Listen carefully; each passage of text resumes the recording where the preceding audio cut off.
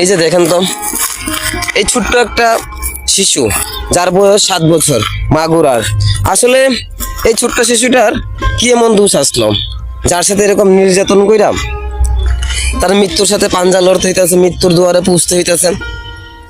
কি এমন দোষ আসলো? কতটুকু মানুষ খারাপ থাকলে পরে, কতটুকু মানে শরীরের প্রতি অ্যাট্রাকশন থাকলে পরে মানুষ কিন্তু এত খারাপ, এত খারাপ যে মনে হয় আসলে যে ওই জঙ্গলের মধ্যে একটা যে সময় পশু থাকে না, মানুষ দেখলে পরে ভক্ষণ করা লাগে যেরকম আকৃষ্ট হয়ে যায়, মানুষ ঠিক এরকম পাগল হয়েছে, কুত্তা পাগল যেটা হয়, মানুষ ঠিক এরকম কুত্তা পাগল হয়েছে।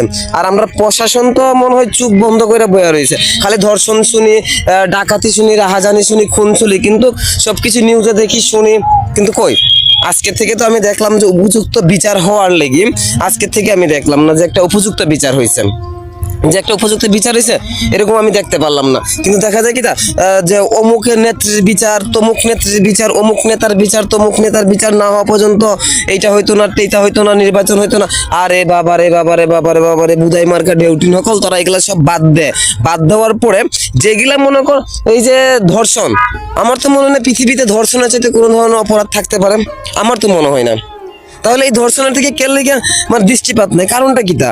যে একজন মেয়ে মানুষ যে এই যে রাজপথে 5 জুলাই, ওই যে 5 জুলাইকে কেন্দ্র করে কিন্তু আজকে নেতাবিন্দুরা শালার ঘরে শালা কলেজ চেয়ারের মধ্যে যে বইয়া রয়েছে যে নেতাবিন্দুরা, ওই 5 জুলাই কেন্দ্র করে কোন নারীরা, কোন ঘরের নারীরা, আমার ঘরের নারীরা রাজপথে আসলো রে বাবা, আমার ঘরের নারীরা রাজপথের মধ্যে পইরা আসলো, স্লোগান দিছে, বিভিন্ন ধরনের কথাবার্তা কইছে আগে, কিন্তু ওই